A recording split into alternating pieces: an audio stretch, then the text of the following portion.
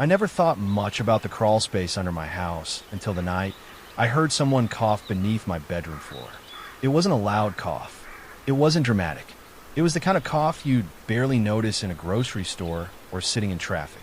But when you're alone in your house at nearly midnight and the sound comes from directly beneath your feet, it's impossible to ignore.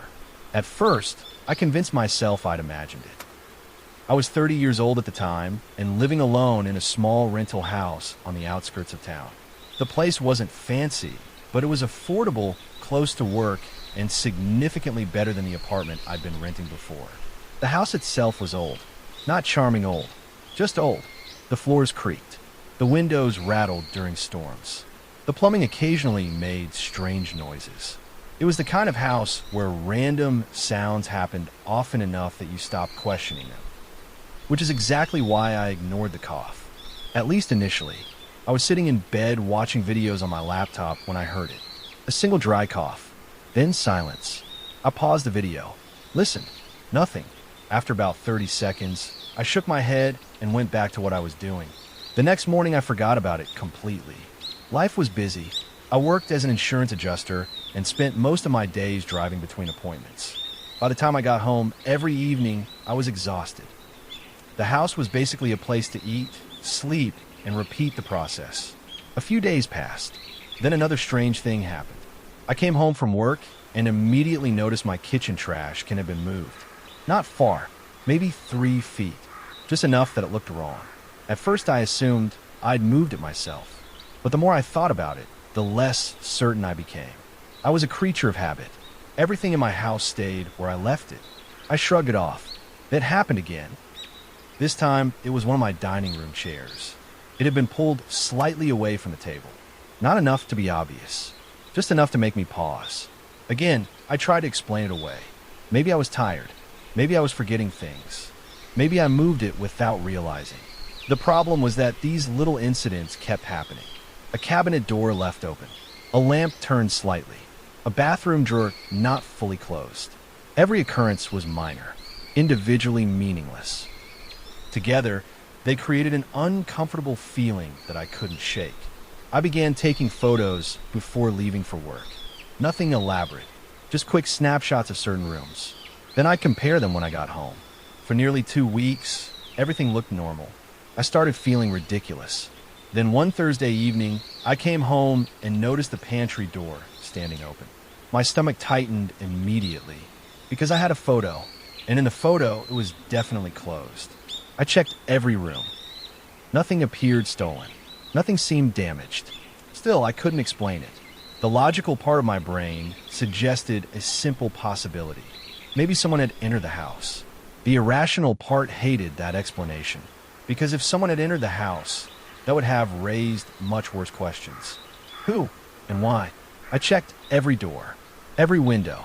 Everything appeared secure. No signs of forced entry. No evidence anyone had been inside. Eventually, I convinced myself there had to be another explanation. Maybe the door hadn't latched properly. Maybe it drifted open. Not impossible, just unlikely. The following week, I started sleeping poorly. Every small noise woke me. Every creak sounded suspicious. Every shadow seemed wrong. I hated it. I've always considered myself a rational person. I don't believe in ghosts. I don't jump to conclusions. But there's something unsettling about feeling like your home isn't entirely yours anymore. One Friday night, I woke up around 3 in the morning needing water. As I walked through the hallway, I froze. The attic access hatch was open. It hung down from the ceiling above the hallway. I stared at it for several seconds. I never used the attic. In fact, I'd never even opened the hatch since moving in. Slowly, I approached. The ladder wasn't extended, just the hatch hanging slightly open. I grabbed a broom and pushed it closed. Then I went back to bed. The next morning, I called my landlord. He insisted nobody had entered the property. When I mentioned the attic hatch, he sounded confused. According to him, there wasn't anything up there worth accessing. Old insulation, some wiring, nothing else. Still, he agreed to stop by. That afternoon, he inspected the attic. Nothing unusual. No signs of animals. No signs of damage. No explanation. I felt embarrassed for even bringing it up. For a few weeks afterward, things improved. No moved furniture, no open doors, no extraños sounds. The feeling gradually faded. Then came the grocery receipt. I know that sounds ridiculous, but that's the moment everything changed. I had stopped at a grocery store after work, bought a few items, cooked dinner, went to bed. The next morning, while making coffee, I noticed the receipt sitting on the counter. The problem was that I distinctly remembered throwing it away. Again, not a huge deal. Except that when I picked it up, there was handwriting on the back. 3 words. You missed one. I remember staring at those words for a long time, trying to process them, trying to convince myself there had to be an explanation. A prank, a misunderstanding, something, but there wasn't. I lived alone. Nobody had access to the house. At least nobody should have. I called the police. The responding officer was polite, but understandably skeptical. No theft, no damage, no weaknesses. Just a receipt with writing on it. They took a report. That was it. After they left, I bought security cameras. 4 of them. Front door, back door, living room, hallway. If someone were entering my house, I'd catch them. At least that was the plan. The first few nights revealed nothing. The cameras recorded exactly what you'd expect. An empty house, a sleeping homeowner, silence. Then, on the 5th night, I woke up to a notification. Motion detected. Elui camera. My pulse immediately spiked. I opened the app. The clip showed an empty hallway. No movement. No person. Nothing. Yet the motion alert had triggered. I reviewed the footage repeatedly. Then I noticed something. The attic hatch. It moved. Barely. Just enough to shift. Then stop. I watched the clip 5 more times. Same thing. A slight movement. No explanation. The next day, I borrowed a ladder from a neighbor. For the first time since moving in, I climbed into the attic myself. The space was larger than I expected. Dusty. Dark. Filled with insulation. I used my phone flashlight and slowly looked around. At first, everything seemed normal. Then I found a water bottle. Not old. Not dusty. Recent. My stomach dropped. A few feet away sat another one. Then a food wrapper. Then another. Someone had been up there. Recently. I climbed down immediately and called the police again. This time they took things much more seriously. Officers searched the attic thoroughly. What they found terrified me. There was a section near the far end where insulation had been pushed aside. Beneath it sat a small collection of items. Food, bottled water, blankets, flashlights. Someone had created a hidden sleeping area. Inside my attic, the police searched the rest of the house. Eventually, one officer discovered something I hadn't known existed. A narrow access panel inside a bedroom closet. The panel connected directly to the attic. Someone could move between the two without using the hallway hatch. The realization made me feel sick. A stranger had likely been inside my home repeatedly. Maybe for weeks, maybe longer. But things became even worse. The hidden area contained personal items. Not mine. Whoever had been staying there left behind notebooks. Several notebooks. The officers examined them. Most pages contained random observations. Dates. Times. Notes. Eventually they found entries about me. My work schedule. What time I left. What time I came home. What groceries I bought. What television shows I watched. How long I stayed awake. It was obvious. Someone had been watching me. Closely. For a long time. I spent that night at a friend's apartment. I barely slept. The next day, police returned with more information. Apparently, a former tenant's adult son had been staying in the attic. The house previously belonged to his mother before she moved away. The son had developed severe mental health issues.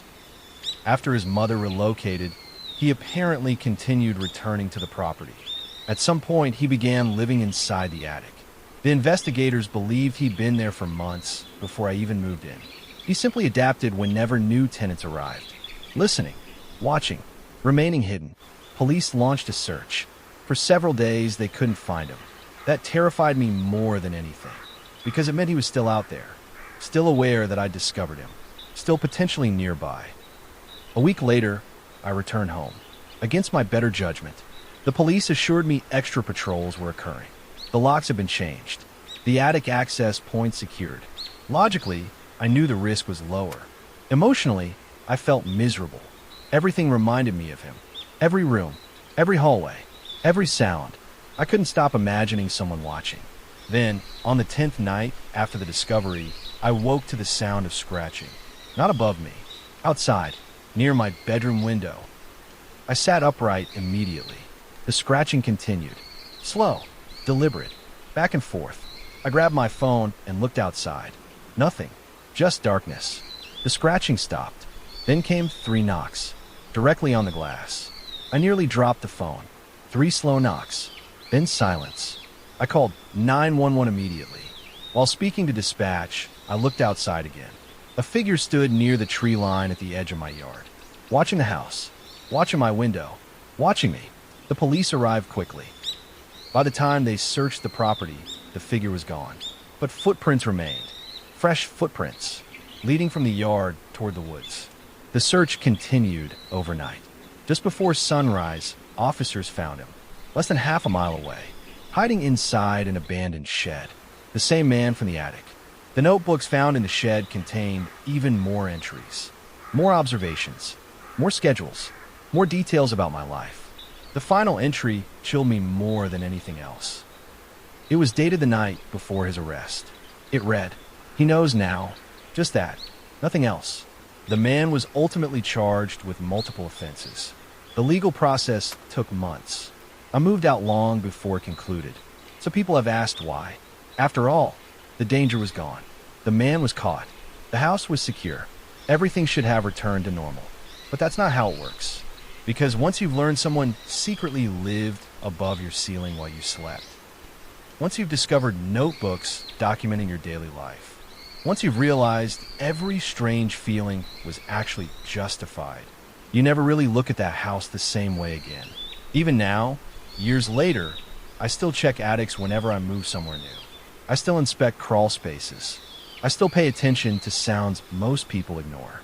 And every once in a while, usually late at night, I'll hear a house creak, a floorboard settle, a pipe shift, something completely normal. Yet for a brief moment, my mind always returns to that old rental house. And the night, I heard someone cough beneath my bedroom floor. Because that tiny sound turned out to be the first warning that I wasn't actually living alone.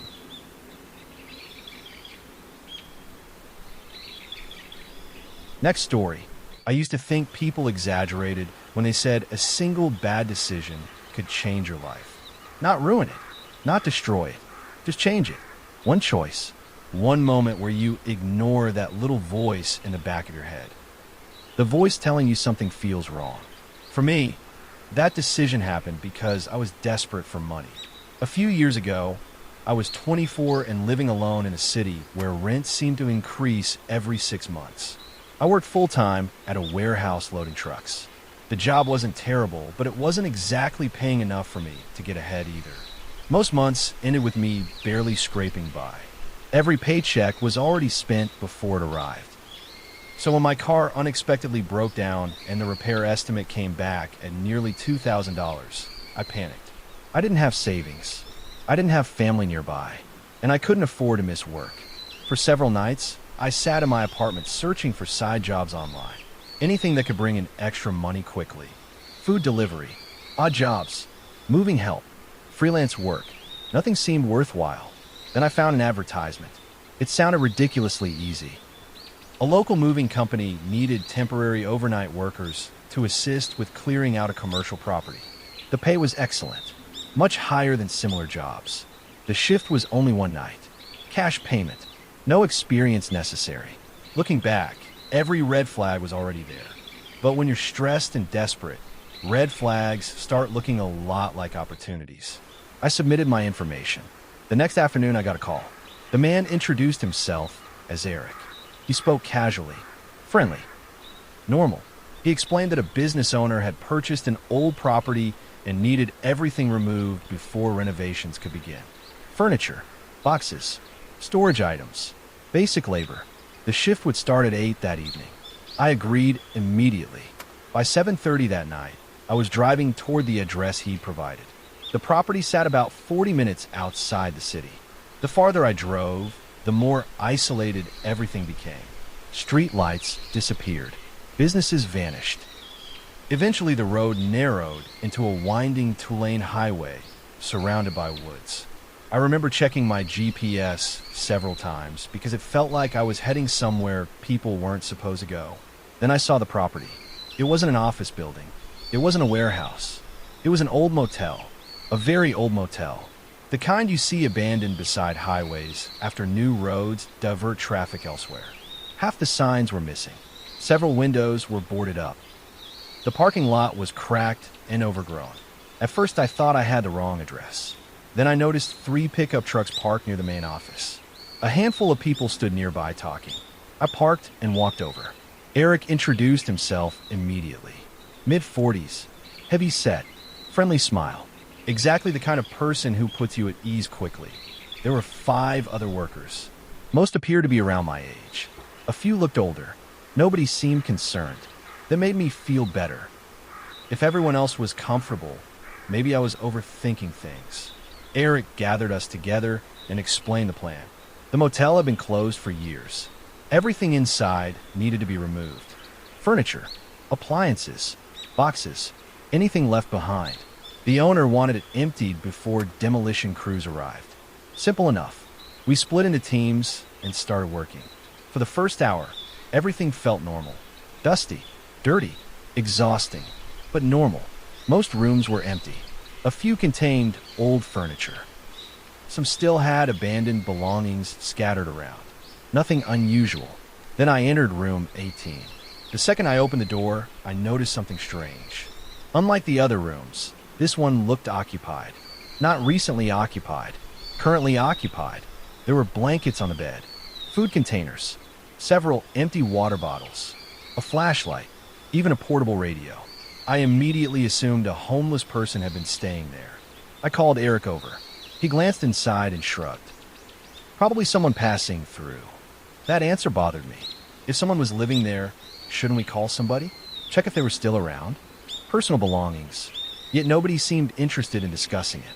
Every time someone mentioned it, Eric brushed it off. The explanation never changed. People passing through. Nothing to worry about.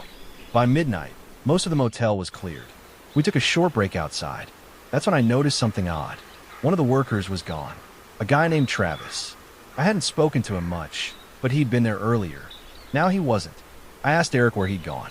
He said Travis left early. Didn't feel well. The answer seemed reasonable. Still, something felt off. Mainly because nobody remembered seeing him leave. Not his vehicle. Not him saying goodbye. Nothing. Again, I ignored the feeling. The shift continued. Around 1:30 in the morning, Eric assigned me and another worker named Kyle to clear storage areas behind the motel. The storage building sat near the tree line, separated from a main property by about 100 yards. As we approached, Kyle made a joke. Something about horror movies always starting this way. I laughed, but honestly, I felt uneasy. The building looked ancient. The windows were covered. The door barely hung on its hinges. Inside, the air smelled awful. Not rotten, not exactly, just stale, like a place that hadn't been opened in years. We began moving boxes. Most were empty. Some contained old paperwork. Others held random junk. Then Kyle found a locked door. Unlike everything else in the building, this door looked newer. Much newer. A heavy padlock secured it. We called Eric over. The moment he saw the door, his expression changed. Only briefly, but I noticed it. For the first time all night, he looked nervous. Then he forced a smile. Nothing important. Kyle asked what was inside. Eric didn't answer directly. Instead, he told us to ignore it and continue working elsewhere. That response immediately raised everyone's curiosity. People started asking questions. Eric became noticeably irritated. Eventually, he pulled out bolt cutters. Without another word, he cut the lock. Then he opened the door. Inside was a staircase leading underground. The temperature seemed to drop instantly. The smell became stronger too. Nobody spoke for several seconds. Finally, Eric laughed awkwardly. Old storm shelter. The explanation sounded rehearsed, like he'd prepared ahead of time. He descended first. The rest of us followed. I wish I'd stayed outside. The underground space wasn't a shelter. At least not originally. It looked more like a series of storage rooms. Concrete walls, Narrow hallways, several locked doors, dust covered everything. Yet despite the dust, certain areas showed signs of recent movement. Footprints, scuff marks, fresh trash. Someone had been down there. Recently, everyone noticed.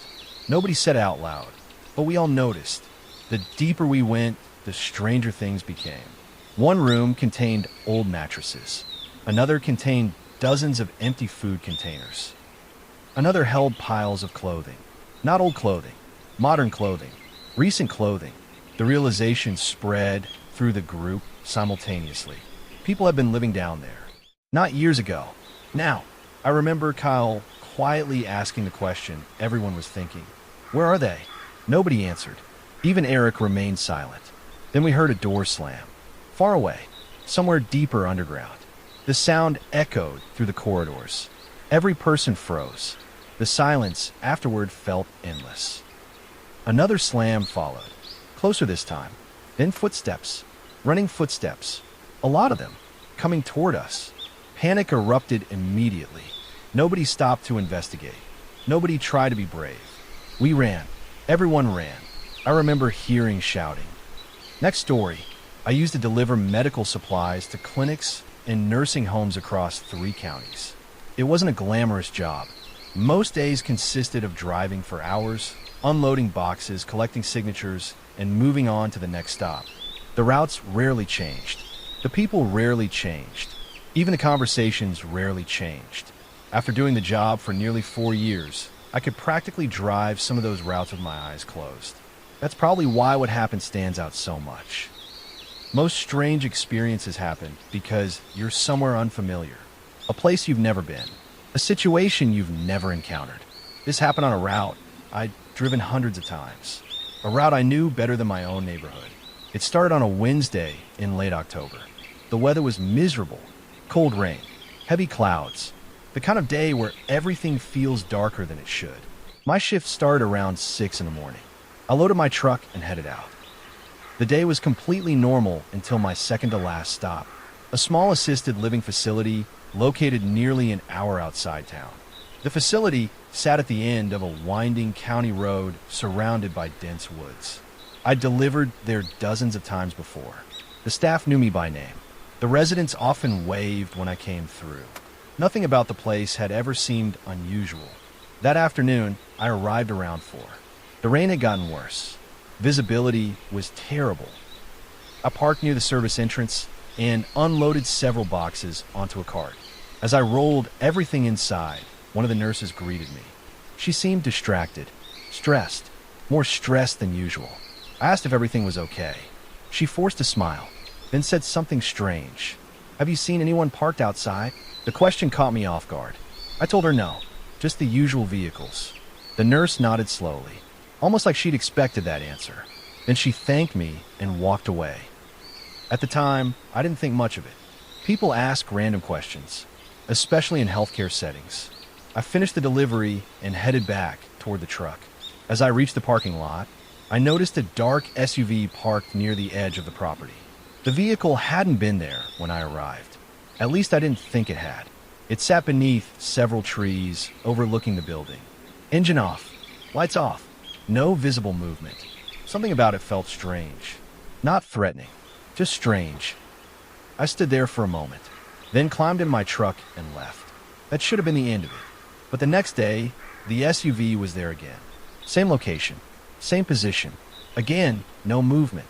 Again, no visible occupants. This time I mentioned it to another employee. She immediately knew which vehicle I meant. That surprised me. Apparently staff had noticed it too. Nobody knew who it belonged to. Nobody had seen anyone enter or exit. The vehicle simply appeared every afternoon, then disappeared overnight. The staff assumed it belonged to a visitor. Eventually everyone stopped paying attention. Honestly, so did I, for about a week. Then one Friday afternoon, I arrived earlier than usual. Around 2 o'clock, the SUV wasn't there. I completed my delivery, talked with several employees, loaded empty containers into my truck. Everything felt normal. Then while leaving, I glanced into my side mirror. The SUV was pulling into the property. I immediately checked the clock. 2:47 p.m. The timing felt oddly precise, almost deliberate. The vehicle passed me slowly. Dark windows, older model, no visible license plate on the front. I couldn't see the driver. As it reached the far end of the lot, it parked in its usual spot beneath the trees. Again, no one exited. Again, no movement. I remember feeling curious more than concerned. At that point, it was simply becoming a mystery. One of those little oddities people notice but never solve. The following week, things escalated. I arrived on Tuesday and immediately noticed several police vehicles outside the facility. That usually isn't a good sign. When I went inside, staff members seemed shaken. One of the residents had gone missing. An elderly man suffering from dementia. Apparently, he disappeared sometime during the night. Search teams had been looking for hours. The news bothered me, mainly because of the weather. It had been cold, very cold, and the surrounding woods stretched for miles. The chances of a confused elderly man surviving long outside weren't great. I finished my delivery quickly and left. As I drove away, I looked toward the tree line. The SUV was there, watching the facility, exactly where it always sat. For the first time, the vehicle genuinely unsettled me.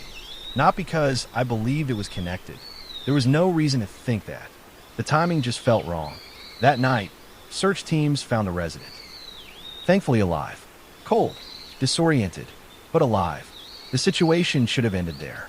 Instead, another resident disappeared 2 weeks later. Then another. Unlike the first man, these residents weren't found wandering nearby. They simply vanished. No witnesses, no explanations, no clues. The facility tightened security immediately. Police became heavily involved. Families demanded answers. Staff became increasingly nervous. And through all of it, the SUV kept appearing. Every single afternoon. Always the same spot. Always overlooking the building. By now, everyone knew about it. Staff, police, visitors, everyone.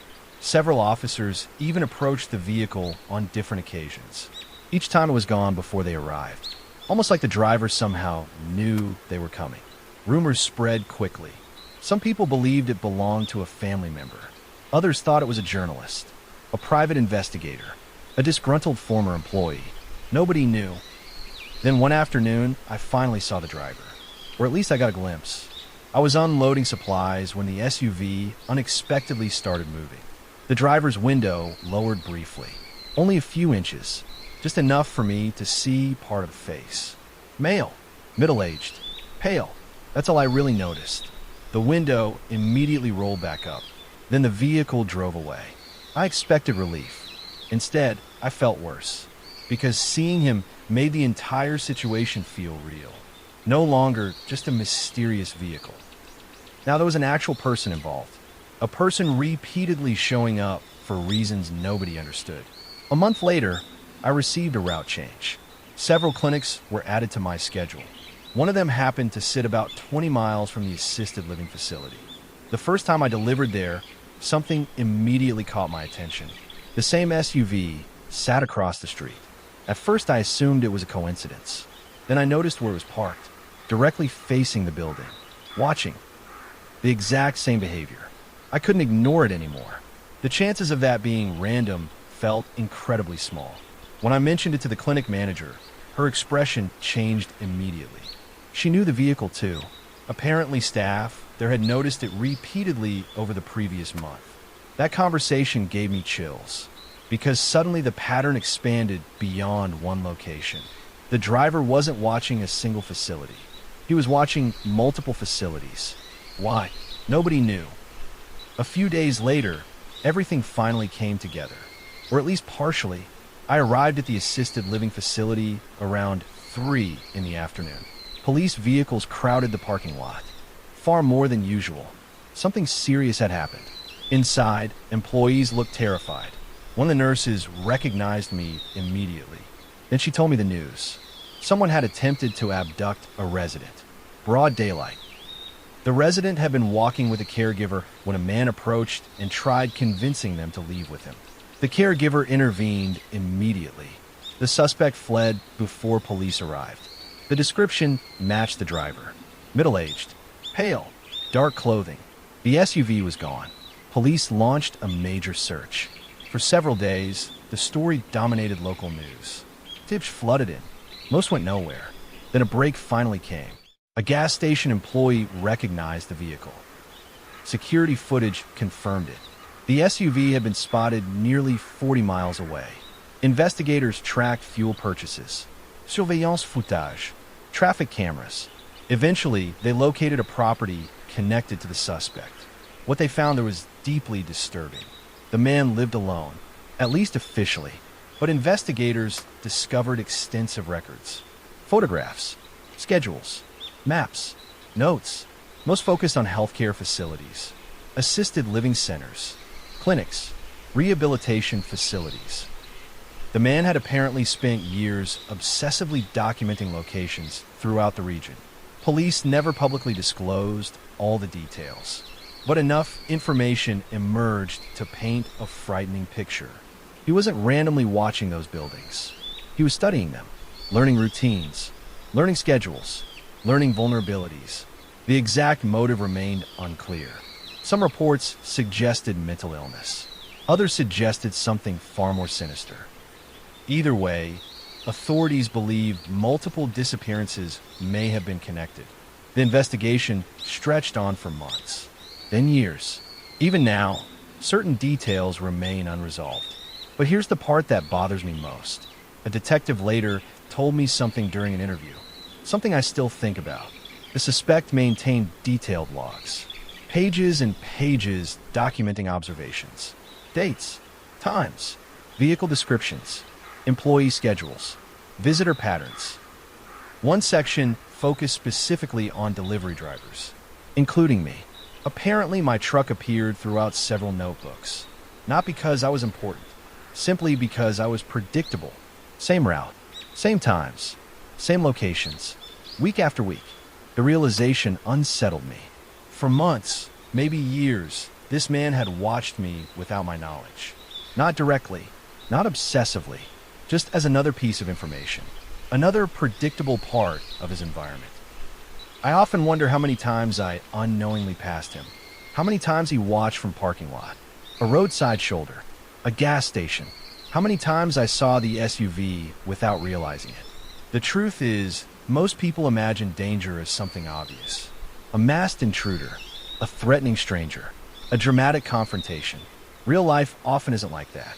Sometimes danger sits quietly in a parking lot, watching, waiting, blending into the background. So ordinary that people stop noticing it. That's what happened with the SUV. Everyone saw it. Employees saw it. Visitors saw it. Residents saw it. Police saw it. Eventually, it became part of the scenery. Just another vehicle parked beneath the trees. Until one day it wasn't. Until one day people finally learned there was a reason it kept coming back. And by then, it had already been there for a very long time. Whenever I drive through rural areas now, I occasionally notice vehicles parked along roadsides. Most are harmless. Probably someone checking directions, making a phone call, eating lunch, living completely normal lives. But every now and then I'll see one sitting somewhere just a little too long, watching something a little too carefully. And for a moment, I'll think about that dark SUV, the one everyone noticed, the one nobody understood, the one that sat quietly beneath the trees for months while people convinced themselves it was probably nothing.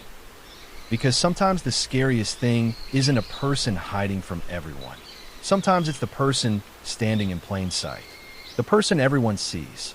The person nobody questions until it's far too late.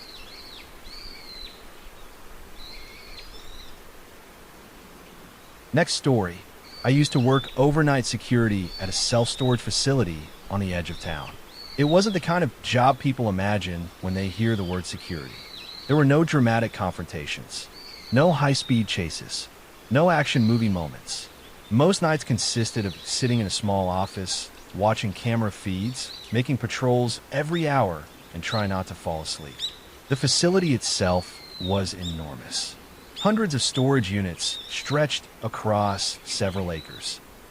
Long rows of identical metal doors, chain-link fencing, security lights, access gates. During the day, the place felt normal. At night, it felt completely different. The lights created long shadows between the rows. Every sound echoed. Every movement seemed bigger than it actually was. Even after working there for over a year, I never fully got used to the atmosphere. Still, it was a good job. Quiet, predictable, boring. And boring is usually a good thing when you work security. At least that's what I thought. The incident happened during the middle of winter. Business was slow. Most customers only visited during daytime hours because of the cold weather. Overnight traffic was almost non-existent. That particular night started normally. I arrived just before 10 p.m. The evening guard gave me the usual update. Nothing unusual. No maintenance issues. No customer complaints. No police activity. Everything looked routine. I settled into the office and started my shift. For the first few hours, absolutely nothing happened. Around midnight, I completed my first patrol, then another around 1, then another around 2. Everything seemed fine. The facility was completely empty, or at least it appeared to be. At approximately 2:30 a.m., I noticed something strange on one of the camera feeds. At first, I thought it was a trick of the light, a shadow moving between 2 rows of storage units. I stared at the monitor for several seconds. Nothing. No movement. No person. No vehicle. Just empty rows. I eventually dismissed it and returned to my paperwork. About 15 minutes later, it happened again. This time on a different camera. A brief movement near the end of one aisle. Fast. Almost too fast to identify. Again, when I focused on the screen, nothing was there. The camera showed an empty corridor between storage units. I remember feeling annoyed more than concerned. Security cameras constantly produce weird visual glitches, especially older systems. I assumed that's what I was seeing. Still, I decided to conduct another patrol just to be safe. I grabbed my flashlight and headed outside. The cold hit immediately. The temperature had dropped well below freezing. My breath hung in the air. Everything was silent, completely silent. I walked the main access road first, then began checking the rows. Nothing appeared unusual. No vehículos, no damidlax, no open units, no signs of trespassing. After about 20 minutes, I returned to the office.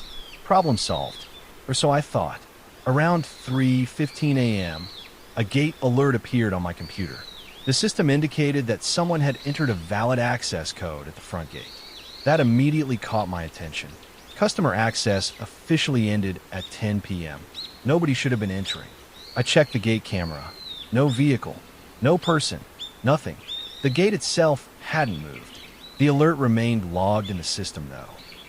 According to the records, a valid code had been entered successfully. I reviewed it twice, then 3 times. Same result. The code belonged to a customer named Michael. I recognized the name. He rented 2 large storage units near the back of the property. The man visited frequently, usually during normal business hours, never at 3 in the morning. I made a note of the incident and continued monitoring.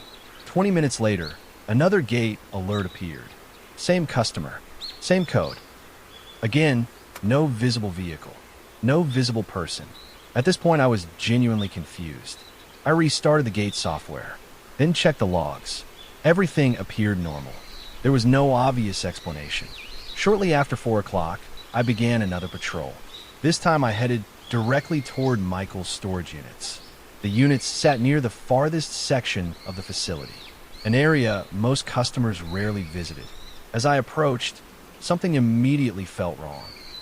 One of the units appeared slightly open, not wide open, just enough to create a narrow black gap, maybe 2 inches. I stopped walking. My flashlight remained fixed on the door. Storage unit doors don't simply slide open by themselves, especially not heavy commercial doors. I slowly approached. The lock was hanging from a latch. Unlocked. That wasn't necessarily suspicious. Customers sometimes forgot. Still, something felt off. I called out, "Hello." No response. I waited. Nothing. The facility remained silent. I stepped closer, then shined my flashlight through the opening. At first I couldn't see much. Just darkness. Boxes. Furniture. Normal storage items. Then my flashlight landed on something deeper inside. A chair, positioned directly toward the door. Someone was sitting in it. My entire body froze. For a second, I genuinely thought I was looking at a person.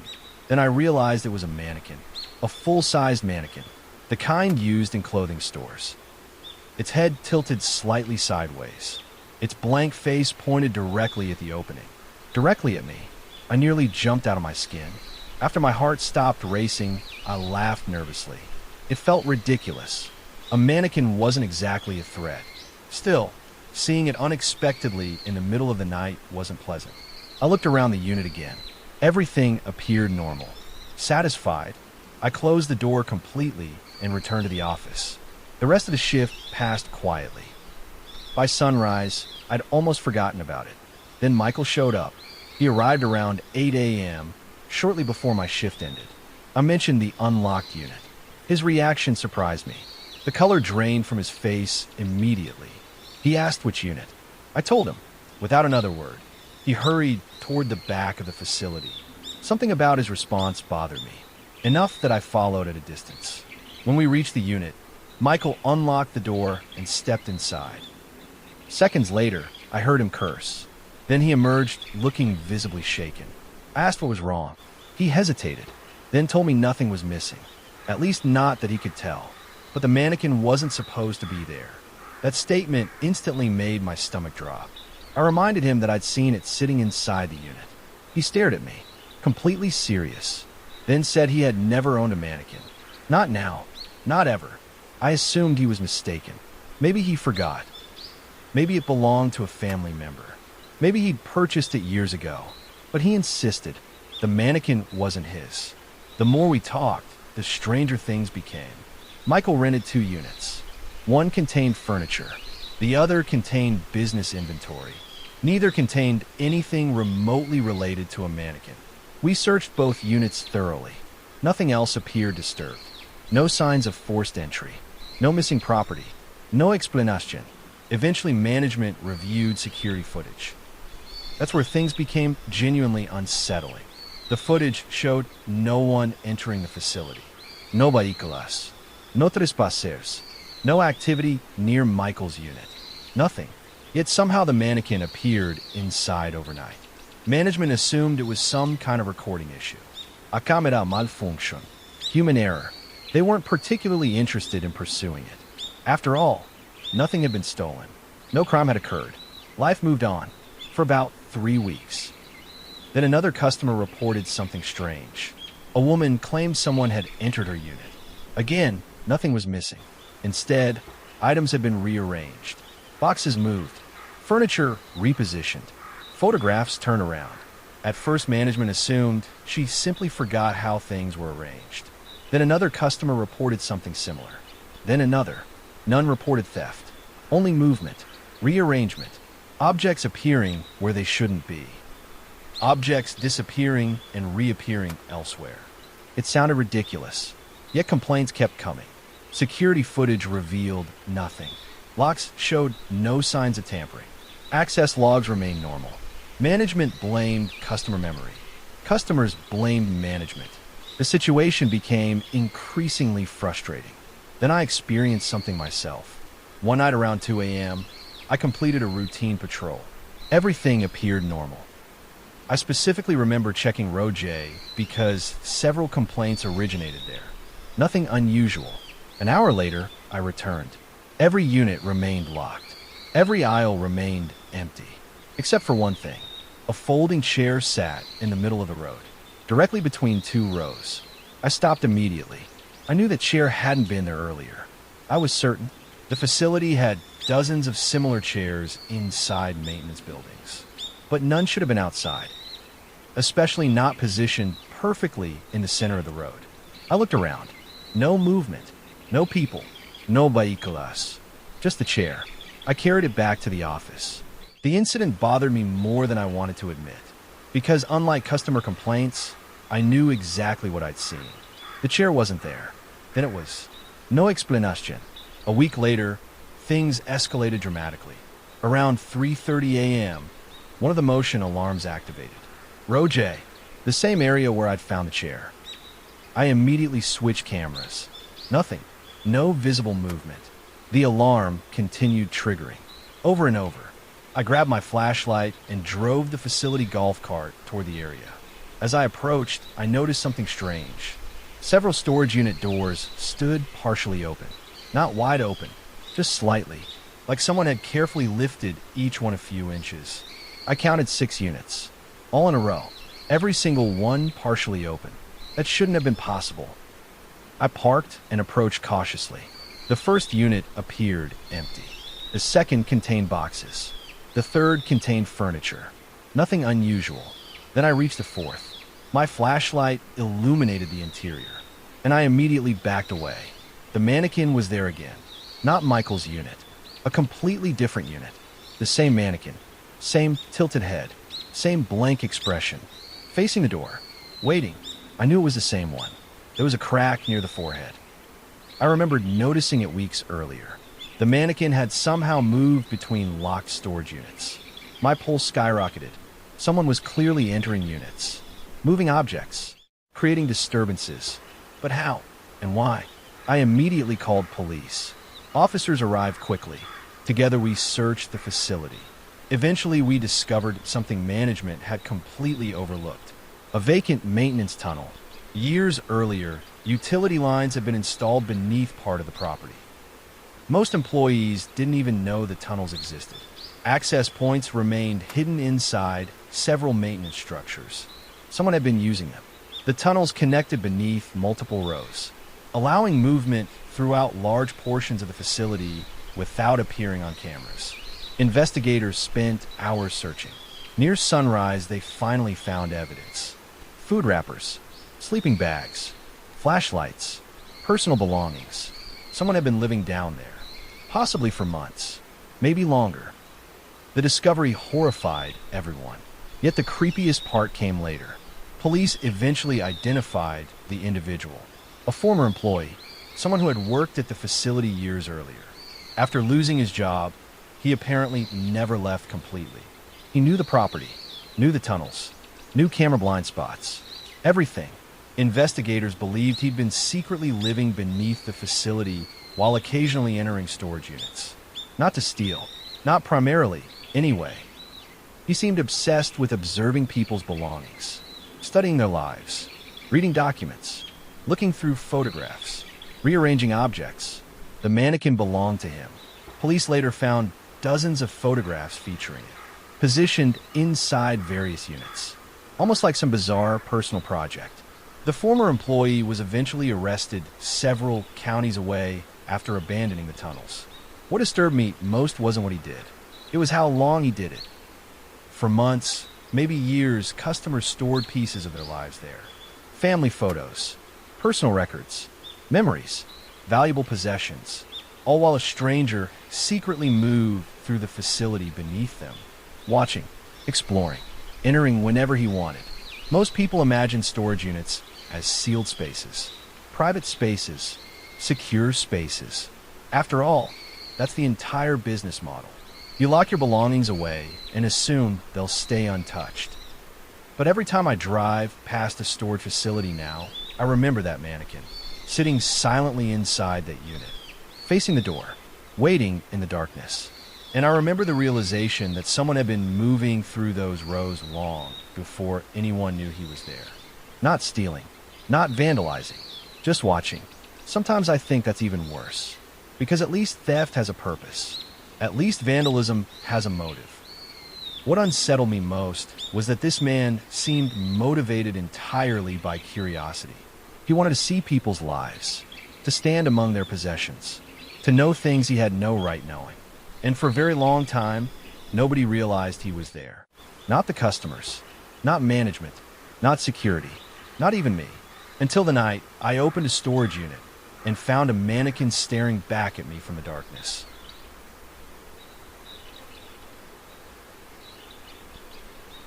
Next story. I used to work the night shift at a 24-hour gas station just off the interstate.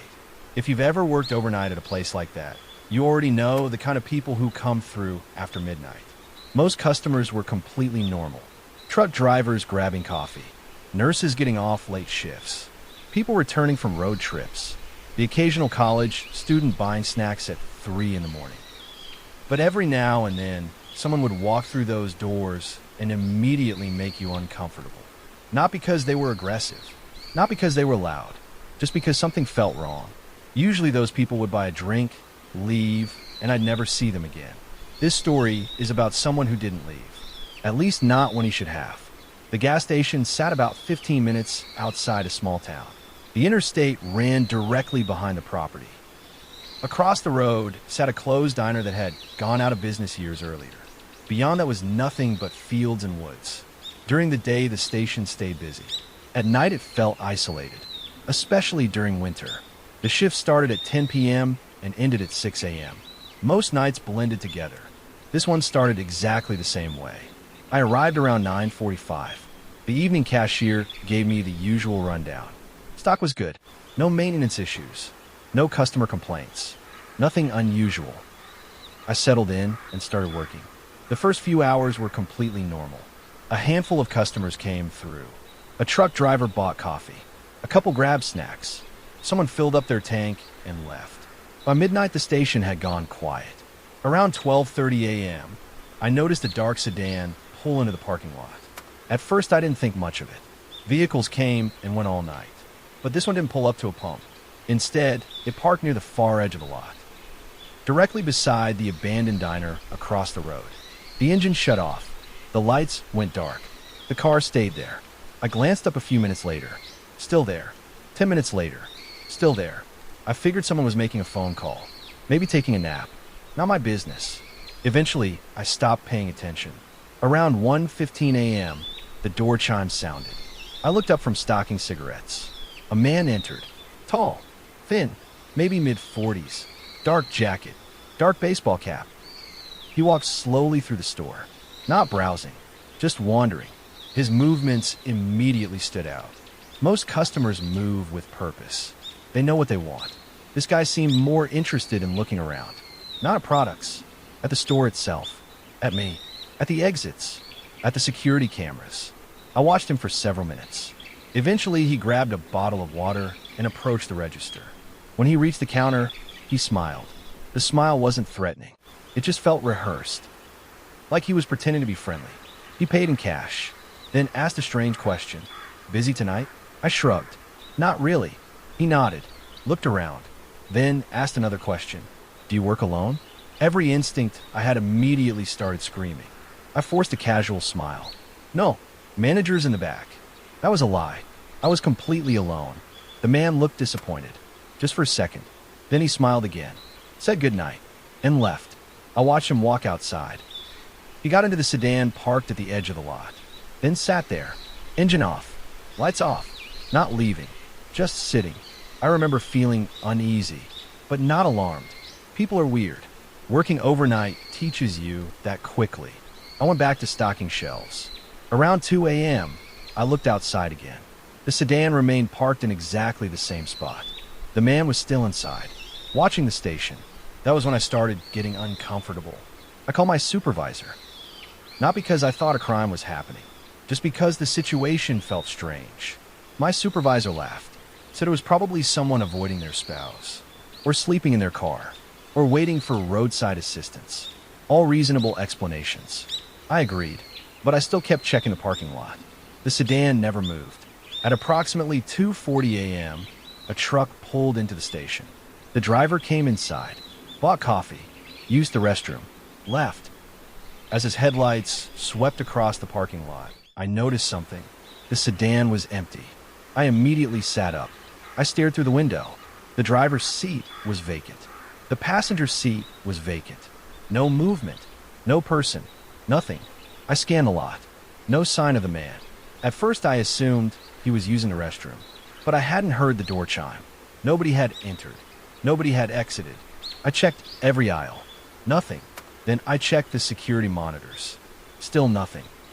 The parking lot looked empty. The sedan sat motionless beneath a broken light pole. The man had vanished. I told myself not to be ridiculous. There were dozens of explanations. Maybe I'd simply missed him leaving. Maybe he was behind the building. Maybe he was walking around. Still, I locked the front door. Company policy allowed temporary lockups during overnight emergencies. I figured a few minutes wouldn't hurt. Then I conducted a quick walkthrough. Storage room, office, employee bathroom, utility closet. Nothing. No one. Feeling slightly foolish, I unlocked the door and returned to work. Around 3:15 a.m., the phone rang. The station phone almost never rang overnight. I answered. Silence. Complete silence. Hello. Nothing. I waited. Still nothing. Then the call disconnected. Annoying, but not particularly unusual. Wrong numbers happen. A few minutes later, the phone rang again. Same result. Silence. Then disconnect. My stomach started tightening. At 3:27 a.m., the phone rang a third time. This time I didn't answer immediately. After several rings, I picked up. Again, silence. Then a voice. Very quiet, barely above a whisper. I know you're alone. The line disconnected. I just sat there, frozen. My heart immediately started pounding. I looked toward the parking lot. The sedan remained parked outside. Dark, silent, waiting. I locked the front door again, then called my supervisor. This time he took me seriously. He told me to contact the police, which I did. An officer agreed to stop by. Unfortunately, the nearest unit was nearly 20 minutes away, so I waited. Every minute felt longer than the last. The store remained empty. No customers, no vehículos, nothing, just me, the ringing phone, and a sedan. At approximately 3:40 a.m., I noticed movement. Not outside, inside, specifically on one of the security monitors. The camera covered the rear loading area behind the building. A shadow moved across the screen. Fast, too fast to identify. I immediately switched to another camera angle. Nothing. The loading area appeared empty. Then another camera flickered. A different angle. Again I saw movement. Someone walking behind the building. My pulse skyrocketed. There was definitely someone out there. I grabbed the emergency phone and called police again. The dispatcher assured me officers were close. While speaking with her, I continued watching the monitors. Then something happened that I still think about years later. The rear door handle moved. Not violently, not aggressively, just slowly, carefully, like someone testing it. The handle turned once, then again, then stopped. The dispatcher heard me swear. I explained what was happening. She told me officers were less than 5 minutes away. 5 minutes felt impossible. The handle moved again, then stopped. Silence. Complete silence. I watched the monitor. Nothing. No movement. No sado. No person. Then the front door chime sounded.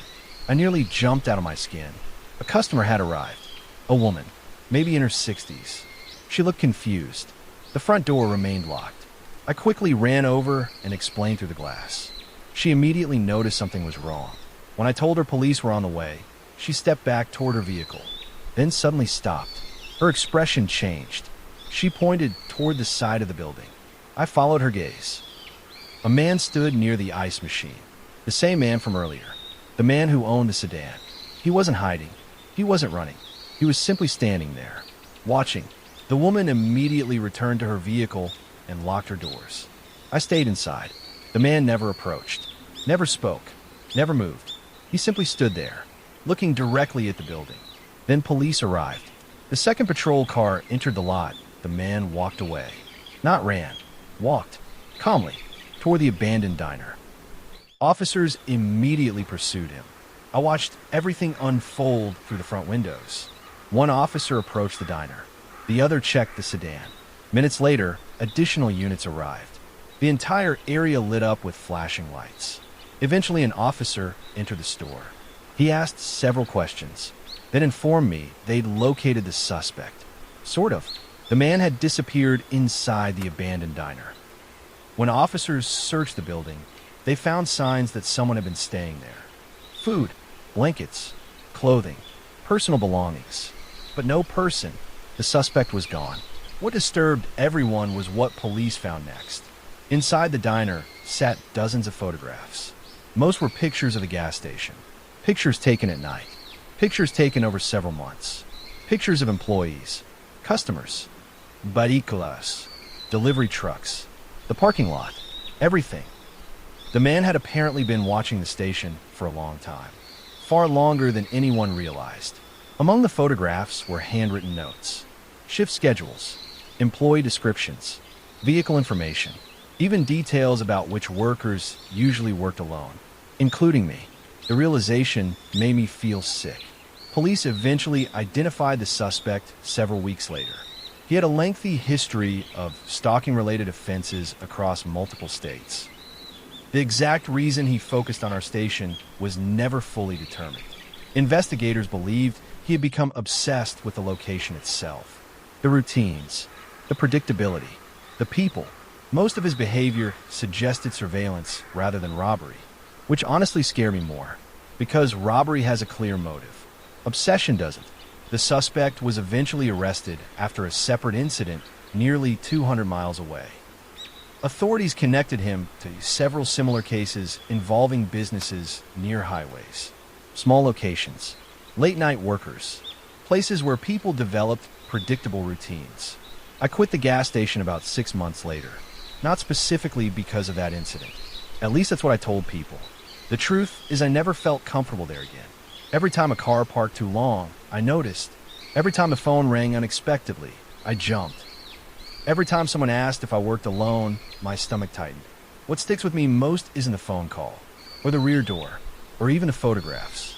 It's the fact that I initially ignored all the warning signs, because none of them seemed dramatic. One parked car, one strange customer, one odd question, one silent phone call. Individually, they felt harmless. Together, they painted a very different picture. A picture I didn't fully understand until police found those photographs. Sometimes people imagine dangerous situations starting with obvious threats. A masked intruder, a broken window, a weapon. Real life often begins much quieter. A person watching, a person learning, a person slowly inserting themselves into your routine until they know more about you than they should. Looking back, that's the part that scares me. Not what happened, but how long it was happening before anyone noticed. Because while I was working overnight shifts, stocking shelves, making coffee, and counting down the hours until sunrise, someone was sitting across the road studying everything. Watching patterns, watching people, watching me. And if that woman hadn't arrived when she did, if police had been delayed a little longer, I honestly don't know what would have happened next. I don't spend much time thinking about it anymore. But every now and then, usually late at night, I'll stop at a gas station during a road trip. I'll see a vehicle sitting alone at the far edge of a parking lot. Engine off, lights off, just sitting there. And for a moment, I remember that dark sedan. The one that looked completely harmless. The one everyone could see. The one that stayed parked just a little too long. The one who turned out to be watching all along.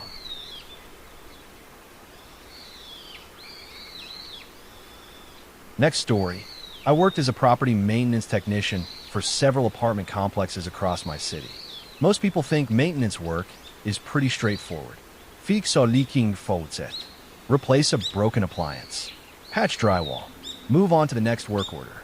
A lot of the job really is that simple. But one thing people don't think about is that maintenance workers often have access to places nobody else sees. Vacant apartments, utility rooms, storage areas, maintenance tunnels, crawl spaces, attics, places tenants rarely think about. Places that can hide a lot more than people realize. For nearly 6 years, I never experienced anything particularly strange. I dealt with angry tenants, flooded units, electrical problems, the occasional police visit. Nothing that really stuck with me. Then I started working at a complex called Pine Ridge. Even the name sounds creepy now. Back then, it just seemed like another apartment community. 3-story brick buildings, a couple hundred units, small gym, pool, laundry room, nothing special. The property sat near the edge of town beside a heavily wooded area. Behind the final row of buildings, the woods stretched for miles. Most tenants liked that. It made the place feel quiet, private, peaceful, at least during the day. At night, the woods felt completely different. Dark, silent, endless. I started working there in early spring. The first few months were completely normal. Routine repairs, routine inspections, routine complaints. Then the maintenance requests started appearing. At first they seemed unrelated.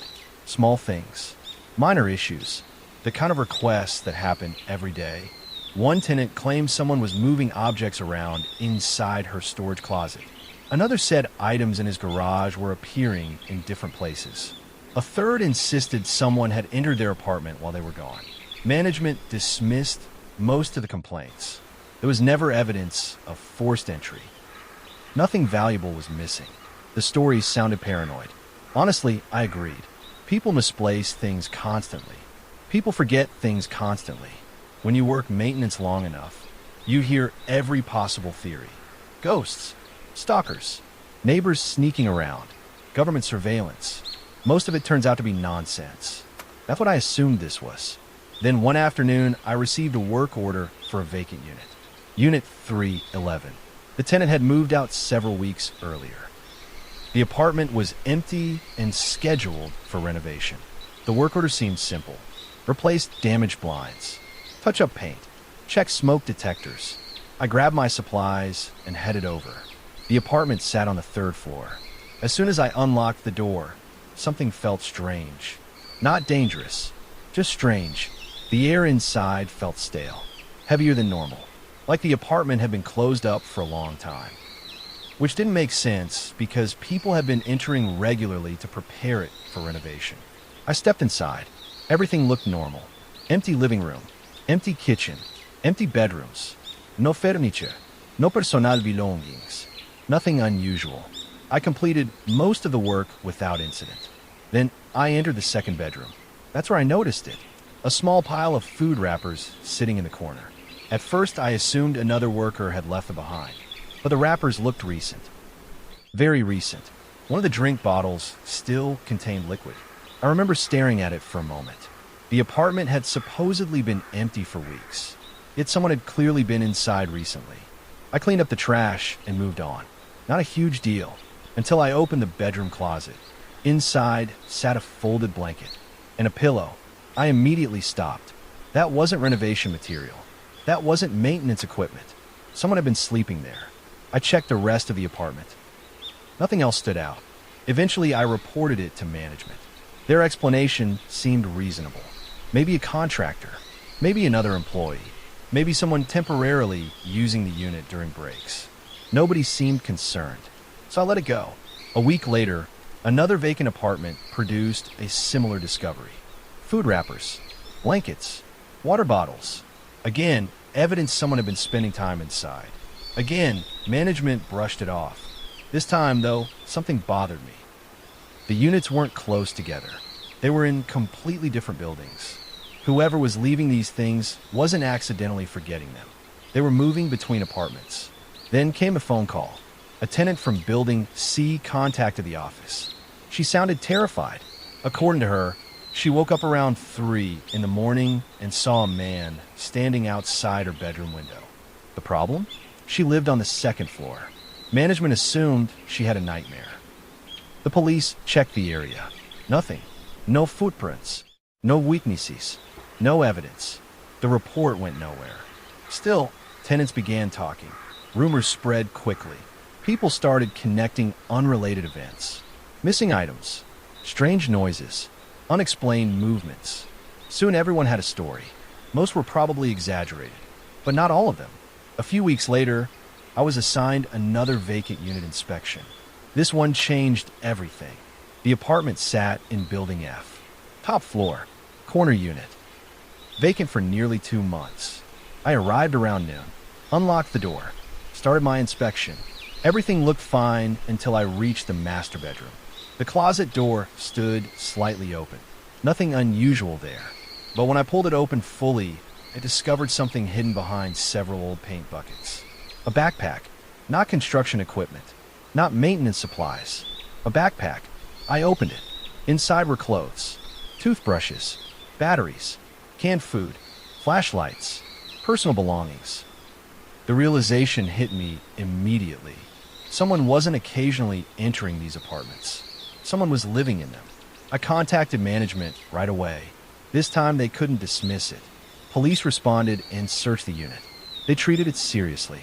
Unfortunately, they found no one. Only the backpack. No fingerprints. No useful evidence. Nothing. The investigation stalled almost immediately. Life returned to normal, or at least it tried to. Then residents started reporting noises. specifically above them. Footsteps, scraping sounds, movement in ceilings. At first, maintenance blamed animals. Raccoons, squirrels, birds, common explanations. Until I personally entered one of the attic spaces. Every building had a maintenance access hatch. Most employees hated going up there. The attics were cramped, dusty, hot in summer, freezing in winter. This particular inspection happened because multiple tenants complained about footsteps overhead. I climbed the ladder, opened the hatch, shined my flashlight inside. The beam illuminated insulation, wooden supports, electrical wiring, then something else, a folding chair. My stomach immediately tightened.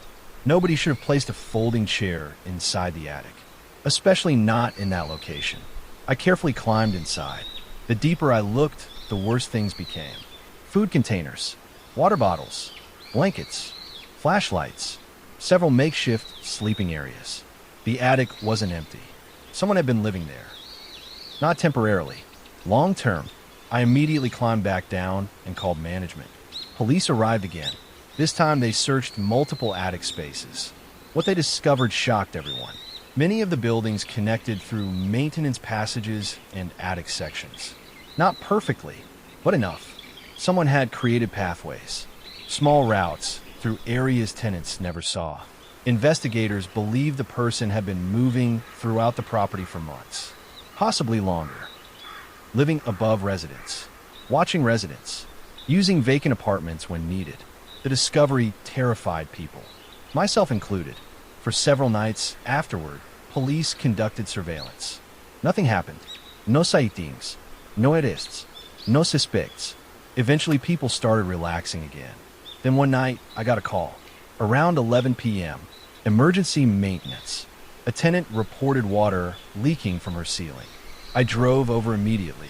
The tenant lived on the third floor. When I entered her apartment, she pointed toward the laundry room. Water dripped steadily from above. I sighed, probably a plumbing issue. I grabbed a ladder and opened the ceiling access panel. The second I looked inside, I knew something was wrong.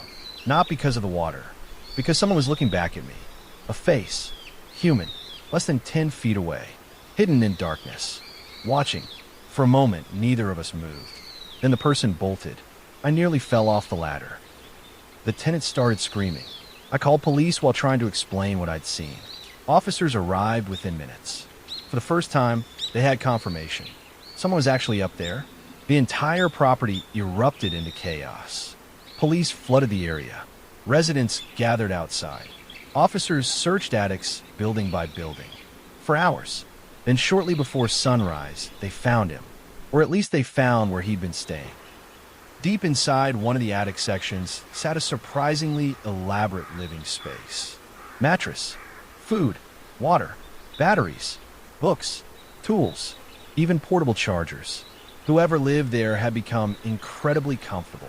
But the person himself escaped. Again, the story made local news. Residents panicked. Several moved out immediately. Management hired private security. Police increased patrols. Everyone expected an arrest within days. Instead, weeks passed. Nothing. No sightings. No clues. No suspect. Then everything changed. One security guard spotted someone entering the woods behind the property. Police responded quickly. This time, they didn't lose him. The suspect was finally arrested nearly a mile into the forest. The details that emerged afterward were disturbing. The man wasn't homeless. He wasn't a drifter. He wasn't some random trespasser. He had previously worked construction on the property years earlier. He knew the layout, the access points, the hidden spaces, everything. Investigators believed he'd secretly lived inside the complex for over a year, maybe longer, moving between vacant apartments, attics, storage rooms, maintenance areas, wherever he could avoid detection. What shocked everyone most wasn't what he stole, because surprisingly little was missing. Instead, investigators discovered notebooks, hundreds of pages, detailed observations about residents, schedules, habits, daily routines, who left for work at certain times, who lived alone, who received visitors, who didn't. The man had essentially spent years studying strangers, watching them, documenting them, learning their lives. The realization still makes me uncomfortable. Because I work there every day, I probably passed him countless times. Maybe he watched me from an attic vent. Maybe he observed me entering apartments. Maybe he stood only a few feet away behind walls and ceilings while I worked. I'll never know. What I do know is that after the arrest, investigators showed management some of the recovered notes. One section focused specifically on maintenance employees, including me, my schedule, my vehicle, my routes, the times I typically entered certain buildings. Seeing that information written by a stranger felt violating in a way I can't fully explain. People often think fear comes from dramatic moments. The chase, the confrontation, the arrest. For me, the fear came afterward. When I realized how long he'd been there, how close he'd been, how completely invisible he remained despite living among hundreds of people. I eventually transferred to another property, not because management forced me. I just couldn't shake the feeling. Every attic hatch reminded me. Every vacant apartment reminded me. Every strange noise reminded me. Even now, years later, I still think about Pine Ridge occasionally, particularly when I'm staying in hotels or apartment buildings. Large buildings contain countless hidden spaces, places most people never see, places most people never think about. Ceilings, maintenance corridors, storage areas, access tunnels, attics. You assume those places are empty. Most of the time they are, but not always. And that's what still bothers me. For over a year, hundreds of people lived normal lives beneath that attic. They slept, ate dinner, watched television, raised families, completely unaware that someone was quietly living above them. Watching, learning, waiting, not because he wanted money, not because he wanted property, simply because he wanted access to other people's lives. That's a kind of motivation I still don't understand. And honestly, I don't think I want to.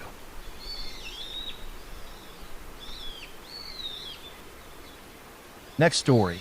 I used to work overnight security at a self-storage facility on the outskirts of town. If you've never been inside one after midnight, it's hard to explain how strange those places feel. During the day, they're busy enough. People moving, loading trucks, dragging furniture, digging through old boxes. But once the gates close and everyone leaves, the entire property transforms. Hundreds of metal doors, long rows of storage units, narrow driveways, security lights casting pale yellow circles onto empty pavement. Everything becomes quiet, too quiet. Every sound echoes. Every movement feels amplified. A raccoon knocking over a soda can sound like a burglary in progress. The facility I worked at was one of the largest in the county. More than 1,000 units spread across several acres. Most nights were boring. I'd drive the property, check locks, respond to alarms, drink too much coffee, fight to stay awake until sunrise. I actually liked the job. The solitude suited me. The pay wasn't great, but it was easy work. At least that's what I thought during my first year. Then I started noticing something strange. It began with Unit E-117, a fairly ordinary unit near the back fence. Nothing special about it. The renter was an older man named Richard. He paid on time, never caused problems, barely spoke to anyone. One night around 2 a.m., I was driving past E building when I noticed a thin line of light beneath his door. That wasn't unusual by itself. Customers occasionally received after-hours access. Maybe he was organizing boxes. Maybe he forgot something. I made a note and continued my patrol. The next night, I saw the light again. Same unit, same time. I drove closer. The light vanished. I parked nearby and waited. Nothing happened. After about 10 minutes, I left. The following night, it happened again. This time, curiosity got the better of me. I approached on foot. As I got closer, I heard movement inside. Not loud movement, soft movement, like someone carefully shifting boxes. I knocked. The sound stopped instantly. Storage facility security, I called. No response. I knocked again. Still nothing. I stood there for nearly a minute. Silence. Finally, I walked away. As soon as I reached the next row, I heard movement begin again. Slow, deliberate, almost cautious. The next morning, I checked the account. Richard hadn't requested overnight access. In fact, he hadn't visited the property in nearly 3 weeks. I called my supervisor. He wasn't concerned. Maybe the records were wrong. Maybe someone forgot to log entry. Maybe Richard gave access to a family member. There were plenty of explanations. So I dropped it for a while. A week later, I met Richard, or at least I thought I did. I was locking the front office around closing time when an older man approached. Gray hair, baseball cap, thick glasses. He introduced himself as Richard, the renter of E117. He said he'd received a voicemail asking about activity in his unit. I explained what I'd seen. The entire conversation lasted maybe 2 minutes. But something felt off. Not suspicious exactly, just strange. The man didn't seem curious. Most people would ask questions, want details. Instead, he just nodded, thanked me, then left. A few days later, I learned why the interaction bothered me. The real Richard had died 2 months earlier. I found out completely by accident. A woman came into the office requesting access to his account. She explained she was handling his estate. I immediately felt cold. I asked when Richard passed away. She told me the date, 2 months earlier. The same month, the late-night activity started. I didn't tell her about the man who claimed to be Richard. Honestly, I wasn't even sure what I'd seen. People forget faces. Maybe I was mistaken. Maybe it was another relative. Still, the situation unsettled me. Management changed the locks on the unit. Problem solved. Or so we thought. The following week, I discovered the new lock removed. Not broken. Removed. The original lock sat neatly on the ground. The replacement lock was gone. The unit remained closed. No signs of forced entry.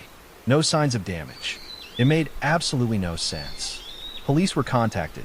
They looked around, took notes, found nothing. Without evidence, there wasn't much they could do. Eventually, the estate representative emptied the unit. Everything inside appeared normal. Furniture, boxes, old clothes, photographs, nothing unusual. Once emptied, the unit was rented again. The strange activity stopped. For a while. Then another unit started. Different building, different renter, different circumstances. Same pattern. Lights, movement. No wuseresasjen. No explanation. At first, I thought someone had figured out how to sneak onto the property. Maybe they were using vacant units. Maybe they were living inside one. It wouldn't have been impossible. The facility was enormous. Finding someone could take hours. But every investigation came up empty. Every time. One night around 3:30 a.m., I received an alarm notification from Building K. Motion sensor activation. The sensor covered a rarely used hallway between climate-controlled units. I drove over immediately. The hallway was empty. No people. No vehículos. Nothing. Then I heard a door close. Not slam. Close. Somewhere deeper in the building. I started walking. The sound echoed through the corridor. Metal doors lined both sides. Hundreds of them. Every one identical. The fluorescent lights hummed overhead. I moved slowly, listening. A faint scraping sound drifted from farther ahead. Then another, and another. Almost like someone dragging something heavy across concrete. I followed the noise. The farther I walked, the quieter it became. Until finally it stopped altogether. I reached the end of the hallway. Nothing. No people. No movement. No open units. Just silence. Then I noticed something. A storage unit about 20 feet away had a shadow beneath the door. Not unusual, except the shadow moved. I froze. The movement lasted less than a second, like someone stepping back from the inside. I approached cautiously. The lock remained secured. The door appeared closed. Everything looked normal. Still, I couldn't shake the feeling someone was standing directly behind it. Watching. I called out. No answer. I knocked. Nothing. Eventually, I left. The next morning, management contacted the renter, an elderly woman. She lived 3 states away. Hadn't visited in nearly a year. The unit should have been empty except for store belongings. Yet somehow I'd watched a shadow move inside. I couldn't explain it. Neither could anyone else. Over the next few months, things escalated. Tenants began reporting missing items. Not valuable items. That's what made it weird. Small things. Photographs. Books. Personal letters, children's drawings, random keepsakes, the kind of objects nobody would normally steal. At first, management suspected tenants were misplacing them. Then multiple complaints arrived. Then dozens. The pattern became impossible to ignore. Someone was entering units, not to steal valuables, to take personal things. That realization made everyone uncomfortable, including the police. Unfortunately, there was still no suspect. No footy, no evidence, nothing. The cameras never showed anyone entering after hours. The gates never recorded unauthorized access. Yet the incidents continued. One rainy Thursday night, everything finally changed. I was conducting a routine patrol around 1:45 a.m. when I noticed something near the rear fence. A gate. Open. Not fully open. Just enough for someone to slip through. That gate should have been locked. Always. I parked and approached. The chain hung loose. Someone had removed it. Beyond the fence sat several acres of dense woods. The trees stretched into darkness. My flashlight barely penetrated the undergrowth. I should have called police immediately. Instead, I stepped through. Looking back, that was incredibly stupid. The woods felt unnaturally quiet. No insects, no birds, nothing. I followed a narrow trail for maybe 200 yards. Then my flashlight landed on something. A structure, small, hidden among the trees. Not quite a cabin, not quite a shed, just a crude shelter built from scavenged materials. Tarps, plywood, scrap metal. My stomach tightened. Someone had clearly been living there. I moved closer. The smell hit first. Rotting food, damp clothing, stale air. Inside the shelter sat boxes. Stacks of boxes. Dozens of them. Maybe hundreds. I opened one. Photographs. Family photos. Thousands of photographs. Another box contained journals. Another held children's artwork. Another contained letters. Every missing item reported over the previous year seemed to be there. I immediately backed away and called police. While waiting, I kept my flashlight on the structure, partly to preserve the scene, partly because I suddenly felt like I wasn't alone. The police arrived about 20 minutes later. We returned together. The shelter was empty, but investigators quickly realized something disturbing. The boxes represented years of thefts. Not months, years. Possibly even a decade. Whoever built that place had been collecting pieces of strangers' lives for an incredibly long time.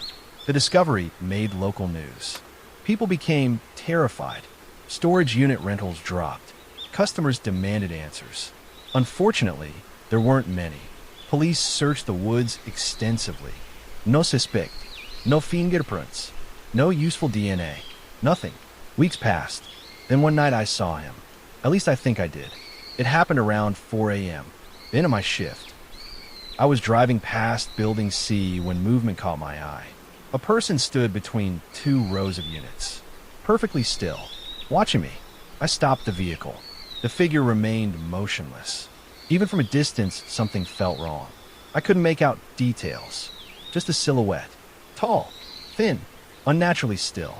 I grabbed my flashlight and stepped out. The second the beam touched him, he turned and walked away. Not ran, walked, calmly, almost casually. I followed. He disappeared between buildings. I rounded the corner seconds later. Gone. Completely gone. No place to hide. No open units. No vehicles. Nothing. Just empty pavement. I searched for nearly 30 minutes. Nothing. When I reviewed camera footage later, things got even stranger. The cameras showed me chasing someone, but the person appeared only briefly. A dark figure crossing one frame, then another, then nothing. No exit, no disappearance. Just gone. Police couldn't explain it. Neither could I. After that night, my anxiety skyrocketed. Every shift felt different. Every noise felt significant. Every shadow demanded attention. I started seeing movement everywhere. Sometimes I glanced down a row of units and think someone was standing there. Then they'd be gone. Other times I'd hear footsteps. Soft footsteps, just beyond sight, always disappearing before I could locate them. Eventually, I began questioning myself. Maybe exhaustion was getting to me. Maybe stress. Maybe paranoia. Then came the final incident. The one that convinced me something truly dangerous had been happening. It was late autumn, cold, windy. The facility had almost no customers that day. Around midnight, I receive an alarm from one of the oldest buildings. Building A, the first structure ever constructed on the property. I headed over immediately. The alarm indicated unauthorized entry. As I approached, I noticed one unit partially open. Only a few inches. That alone was unusual. Then I recognized the unit number. A12. It had been vacant for years. The company used it for storage occasionally. Otherwise, it remained empty. I drew closer. The door stood open enough to reveal darkness inside. My flashlight illuminated concrete walls. Dust. Nothing else. I stepped forward. The beam moved deeper into the unit, then froze. Someone was standing at the back, watching me, not moving, not speaking, just standing there. I immediately backed away and called police. The figure never moved. Not once. It simply stood in darkness, watching. The police arrived quickly. Several officers approached together, weapons drawn. They entered. Seconds later, one officer called us inside. The figure wasn't a person. It was a mannequin, an old store mannequin positioned against the rear wall. But that's not what scared us. What scared us were the photographs. Thousands of them, covering every wall. Photographs of tenants, employees, customers, children, families, workers. Me. Hundreds of photos of me. Some taken while I patrolled, others while I sat inside the office. A few were clearly taken from outside my apartment. The realization hit like a punch to the stomach. Whoever had been stealing those keepsakes wasn't just collecting memories. He was creating his own. Investigators later found evidence connecting the room to the shelter in the woods. The same person, the same obsession, the same behavior. Yet despite everything they uncovered, they never found him. No arrest, no identificación, nothing. The case eventually faded from public attention. The storage facility changed ownership. Management changed. Employees changed. Life moved on. I quit shortly afterward. Not because I was physically harmed. Because I couldn't shake the feeling. The feeling that someone had spent years quietly studying people. Watching them. Following them. Building entire collections devoted to strangers. And somehow remained invisible. What bothers me most isn't what police found. It's what they didn't find. The photographs only represented a fraction of the missing items. Thousands of objects were never recovered. Thousands, meaning there were likely other locations, other hiding places, other collections. Maybe they're still out there somewhere, sitting in forgotten buildings, hidden in woods, waiting to be discovered. And every now and then, when I'm driving late at night and pass a self-storage facility, I think about those endless rows of metal doors, all those locked spaces, all those hidden belongings, all those private pieces of people's lives stored out of sight. Most of the time, they're exactly what they appear to be, just storage units. But after what happened at that facility, I know better than to assume that. Because sometimes the people watching aren't after money. They aren't after valuables. They aren't even after breaking in. Sometimes they're after something much stranger. Access, connection, control. The feeling of being part of someone else's life without permission. And that's the kind of person who scares me most. Because unlike ordinary criminals, people like that can stand right in front of you for years without ever being noticed.